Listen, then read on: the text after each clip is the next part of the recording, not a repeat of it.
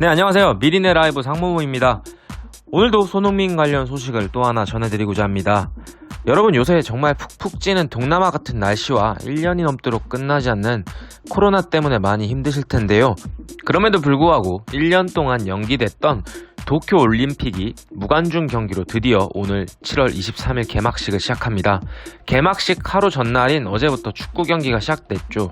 아쉽게도 막내형 이강인 선수가 있는 우리 대한민국 올림픽 축구대표팀은 뉴질랜드에 1대0 패하며 올림픽 첫 출발을 힘들게 시작했습니다. 우리나라가 뉴질랜드보다 경기력이 좋았던 것 같은데 경기를 보는 내내 참 아쉬웠는데요. 대한민국은 슈팅 12개 중 유효 슈팅 2개, 뉴질랜드는 슈팅이 총 2개 중 1개가 유효 슈팅인데 이게 운 좋게 들어갔습니다. 참 결정력이 아쉬웠던 대한민국과 뉴질랜드의 경기였는데요. 우리 손흥민 선수가 올림픽 대표팀에 있었다면 이라는 참 아쉬운 생각이 들었습니다.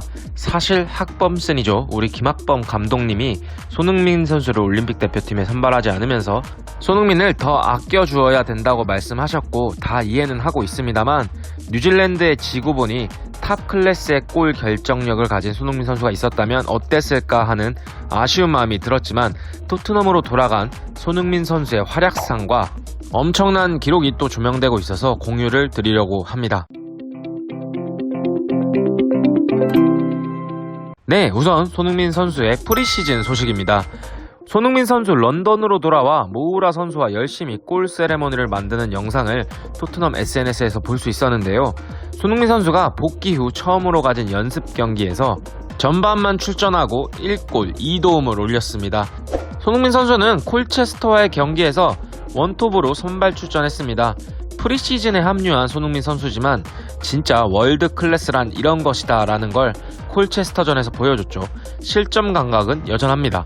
전반 11분 중앙에서 볼을 잡은 손흥민을 시작으로 토트넘의 공격이 전개됐고 볼은 베르바인을 거쳐 중앙으로 침투한 손흥민에게 다시 연결되면서 손흥민이 침착하게 마무리하며 선제 득점에 성공했습니다.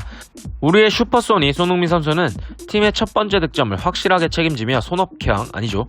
이젠 레비 회장과 파라티치 단장에게 주급을 올려달라는 시위를 하는 것처럼 보였습니다. 그리고 손흥민 선수는 이날 골뿐만 아니라 도움도 기록했는데요.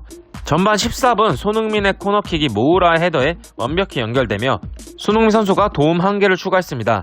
그리고 또 도움을 기록했죠.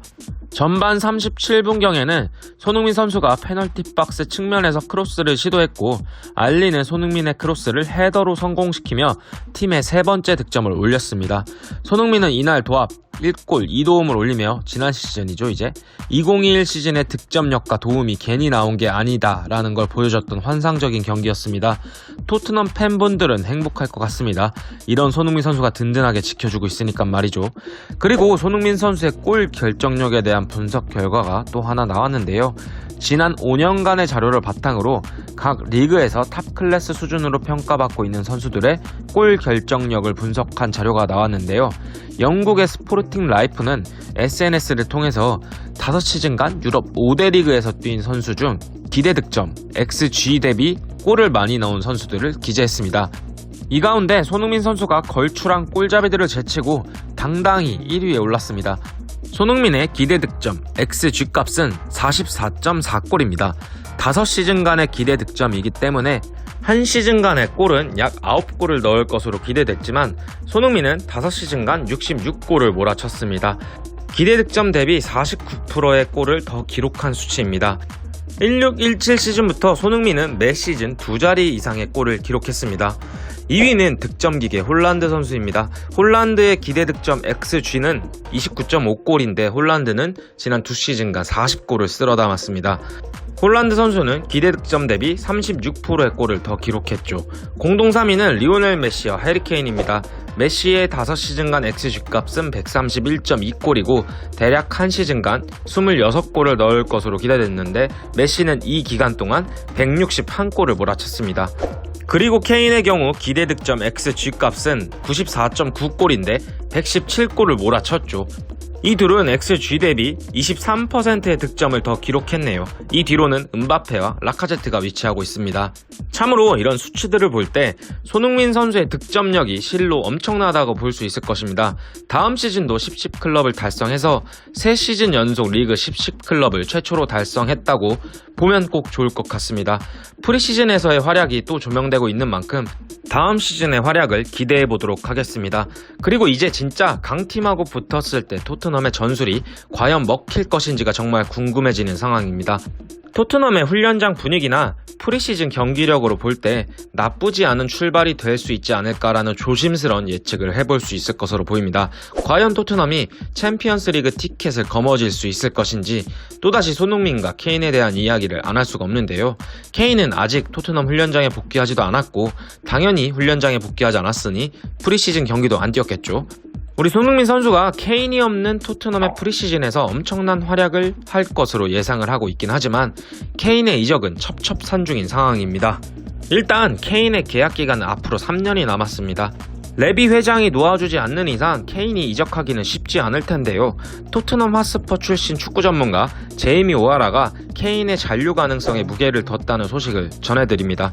영국 언론 토크스포츠의 보도에 따르면 오하라는 케인이 이번 여름 토트넘을 떠나기는 쉽지 않을 것이라는 보도를 했습니다. 오하라는 다니엘 레비 회장이 케인의 이적료로 1억 5천만 파운드, 하나로 약 2,350억 원을 책정했고 케인이 토트넘을 떠나고 싶은 만큼 토트넘은 케인을 더 잡으려고 한다. 현 시점에서 저 금액을 지불하면서 케인을 데려갈 팀은 없다고 못 박았다고 합니다. 맨체스터 이브닝 뉴스에서는 맨체스터 시티의 펩 게르디올라 감독은 아게로의 대체자로 케인을 생각하고 있다. 그리고 맨체스터 유나이티드도 케인에게 관심을 보였다고 전했지만 1억 5천만 파운드를 기꺼이 낼 정도는 아니다. 그리고 또한 펩이 1억 5천만 파운드를 감당할 수 없다고 말을 전했습니다. 아마도 루카쿠나 홀란드를 영입하는 방향으로 틀어야 할 것이라고 강조를 했고 세계 최고의 유망주이자 공격수로 평가받는 음바페와 홀란드의 이적료는 1억 5천만 파운드 수준은 아니다 라고 말을 했습니다. 이런 영국 언론들의 보도를 보았을 때 케인의 이적이 쉽지만은 않겠지만 그래도 맨체스터 시티가 승부수를 던졌다는 썰이 또 돌고 있는데요. 맨체스터 시티에서는 천문학적인 이적료를 낮추기 위해 스왑 딜을 준비 중인데 스털링을 비롯해 베르나우드 실바, 마레즈, 제주스 등이 모두 트레이드 대상으로 올라와 있다고 전할 만큼 맨체스터 시티가 케인을 얼마나 원하고 있는지를 보여주고 있다고 합니다. 사실 이 선수들을 모두 트레이드 시킨다라는 건 조금 말이 안 되는 것처럼 보일 수 있습니다. 왜냐하면 스털링이 유로에서 보여줬던 활약도 엄청났기 때문에 이 선수들의 기량을 무시할 만한 수준은 아니라고 봅니다. 물론 스털링뿐만 아니라 트레이드 카드로 얘기되던 모든 선수들 다 포함입니다.